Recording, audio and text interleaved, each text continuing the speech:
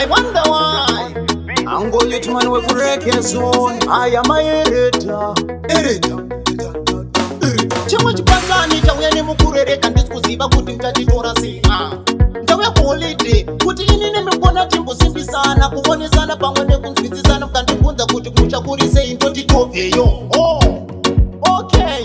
Makataka timoko ndisondiyo chimbondifai tetiteti iri kuitwa namukoma kai.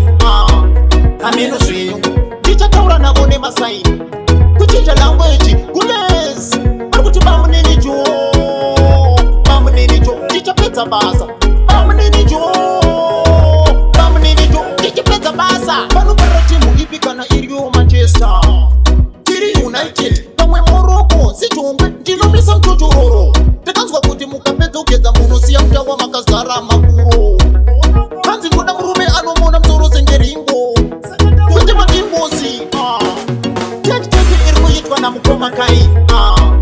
Ameno zvenyu ndichataura navo nemasaini kuchinja language kunezi ari kuti mamuninicho ndichapedza basa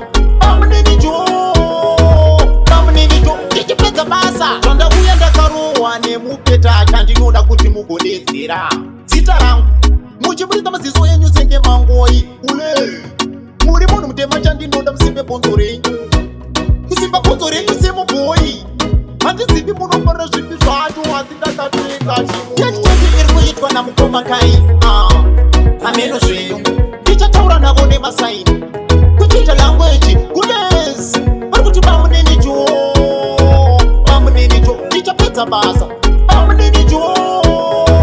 mamuninicho ndichapedza basa. Panoparira timu ipi kana iriyo Manchester tiri United pamwe Morocco sichongwe ndinomisa mtotororo. Takanzwa kuti mukapedza kugedza munosiya mutawa makazara mafuro. Kanzi ndoda murume anomona msoro sengeringo kuti madimbosi iri kuitwa namukoma kai. Ameno zvenyu ndichataura navo nemasaini